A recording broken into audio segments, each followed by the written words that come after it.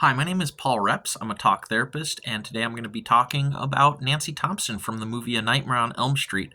I'm going to discuss how I would diagnose her and some of the implications that has on my practice.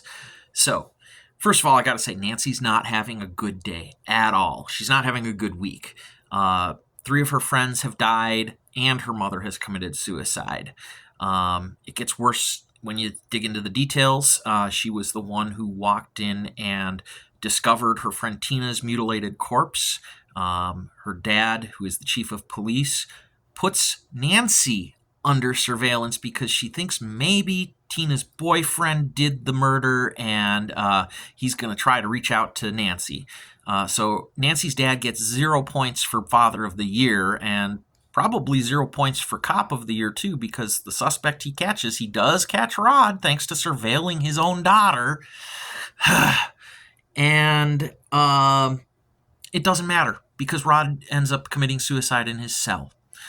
To make things even worse, Nancy's boyfriend, who lived across the street from her, ends up being butchered in what is apparently an unrelated incident. And it's around this point in time that Nancy's own mother could not take it anymore. Somehow the strain was too much, and she has committed suicide as well. Okay, so here's how I would be thinking about this in terms of diagnosis. This teenager has shown up.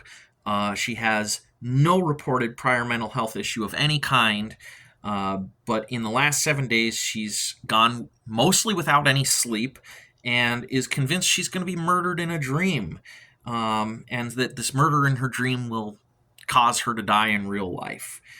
She says there's some sort of personal connection between the person that wants to kill her in her dream and her own mother.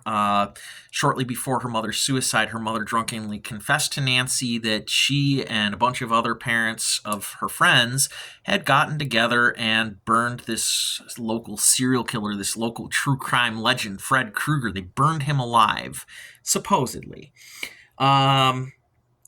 Clinically, what I'm hearing is that Nancy has delusions of persecution that occurred with a rapid onset after her friend was murdered by Rod. There's no evidence of a full-on hallucination because she maintains that these persecutions only happen when she's asleep and dreaming. This disturbance has lasted more than 1 day, but less than a month. And since there's no additional report of delusions or other symptoms happening before all of this started, the most likely explanation here is a brief psychotic disorder or a nervous breakdown.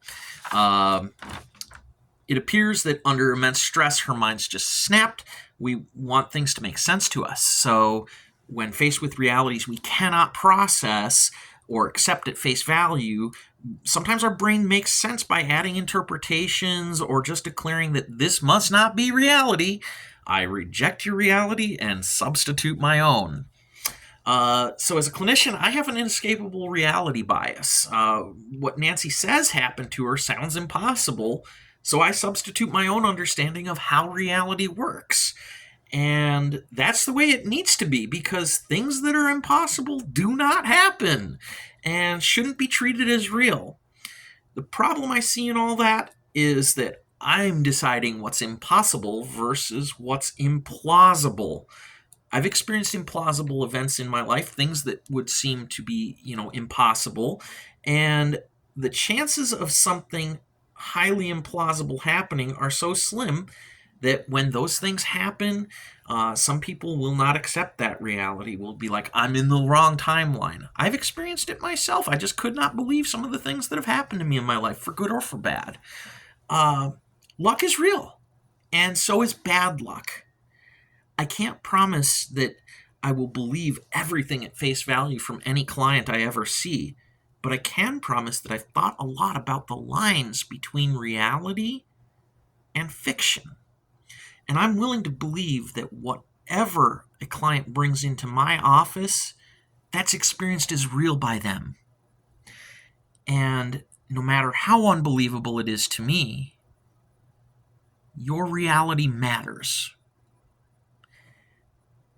And I will always try to value clients as realities because of Nancy Thompson not being believed by her own doctors.